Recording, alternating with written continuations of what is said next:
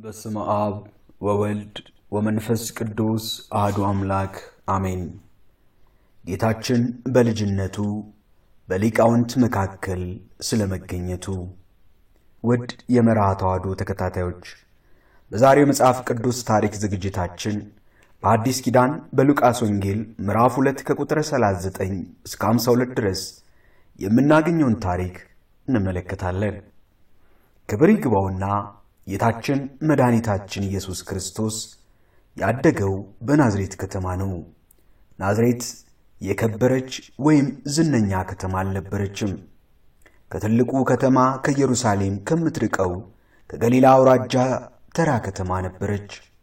በዚህም ከተማና ቤተሰብ ዘንድ ሕፃኑ ኢየሱስ የተራሰውን ደስታና ሐዘን ሁሉ እየተካፈለ ሲያድግ ኃጢአት ከመስራት በቀር በሁሉ ነገር እንደኛ የተፈተነ ነበር።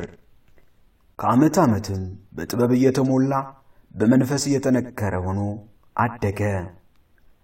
ዮሴፍና እናቱ እመቤታችን ቅድስት ድንግል ማርያምም ለእስራኤል እንደተሰጠ ሕግ በየዓመቱ በፋሲካ በዓል ወደ ኢየሩሳሌም ይወጡ ነበር። ጌታችን 12 ዓመት በሞላው ጊዜ እንዳስለመዱ ወደ ኢየሩሳሌም ለበዓል ወጡ። ቅዱስ ዳዊት በመዝሙሩ ወደ እግዚአብሔር ቤት እንሂድ ስላሉኝ ደስ አለኝ፣ ኢየሩሳሌም ሆይ እግሮቻችን በአደባባይሽ ቆሙ፣ ኢየሩሳሌምስ እንደ ከተማ የታነጸች ናት፣ እንደ እርሷ ያሉት በአንድነት ከእርሷ ጋር ናቸው። አቤቱ ለስምህ ይገዙ ዘንድ ለእስራኤል ምስክር የሚሆኑ አሕዛብ ወደዚያ ይወጣሉና በማለት በመዝሙር 101 ከቁጥር 1 እስከ 4 እንደገለጸው ዮሴፍና እናቱ ማርያም ጌታችን ኢየሱስን ይዘው ወደ ኢየሩሳሌም ደረሱ። ሥራቸውን ጨርሰው ተመለሱ። ሲመለሱም ሕፃኑ ጌታችን ኢየሱስ ክርስቶስ ግን በኢየሩሳሌም ቀርቶ ነበር። ዮሴፍና እናቱም አላወቁም ነበር፣ በመንገድ ከሰዎች ጋር ያለ መስሏቸው ነበርና። የአንድ ቀን መንገድም ከሄዱ በኋላ ዕለቱን ከዘመዶቹ ከሚያውቁትም ዘንድ ፈለጉት። ባላገኙትም ጊዜ የፈለጉት ወደ ኢየሩሳሌም ተመለሱ።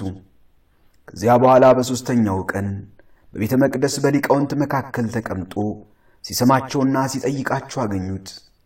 በሰሙትም ሁሉ አስተዋይነቱንና አመላለሱን ያደንቁ ነበር። ባዩት ጊዜ ደነገጡ። እናቱም ልጄ ለምን እንደዚህ ያደረግከን? እነሆ አባትም እኔም ስንፈልግ ደከምን አለችው። እርሱም ለምን ትፈልጉኛላችሁ? በአባቴ ቤት ልኖር እንደሚገባኝ አላወቃችሁምን? አላቸው። እነርሱ ግን የነገራቸውን ቃል አላስተዋሉም። ከእነርሱም ጋር ሄዶ ወደ ናዝሬት ወረደ፣ ይታዘዝላቸው ነበር። እናቱ ግን ይህን ሁሉ ነገር ትጠብቀው በልቧም ታኖረው ነበር። ጌታችን ኢየሱስ በእግዚአብሔር ዘንድ በሰውም ዘንድ በጥበብና በአካል በሞገስም አደገ። በነገር ሁሉ ወንድሞቹን ሊመስል ተገባው። ከብቻዋ ከኃጢአት በቀር እኛን በመሰለበት ሁሉ የተፈተነ ነው። የቅዱስ ጳውሎስ መልእክት ወደ ዕብራውያን ሰዎች ምዕራፍ 2 ከቁጥር 17፣ ምዕራፍ 4 ከቁጥር 15። ልጆች ሆይ ለወላጆቻችሁ ታዘዙ፣ እንዲህ ማድረግ ይገባልና ይህም እግዚአብሔርን ደስ ያሰኘዋል። የቅዱስ ጳውሎስ መልእክት ወደ ቆላስይስ ሰዎች ምዕራፍ 3 ከቁጥር 20። ውድ የመርሃ ተዋሕዶ ተከታታዮች፣ በቀጣይ እግዚአብሔር ቢፈቅድ ተጨማሪ መጽሐፍ ቅዱስ ታሪኮችን እናቀርባለን። አገልግሎቱ ለብዙሃን ይዳረስ ዘንድ ቻናሉን ላይክ፣ ሼር፣ ሰብስክራይብ በማድረግ አገልግሎቱን ይደግፉ ዘንድ በትህትና እንጠይቃለን። ስብሐት ለእግዚአብሔር ወለወላዲቱ ድንግል ወለመስቀሉ ክቡር። ይቆየን።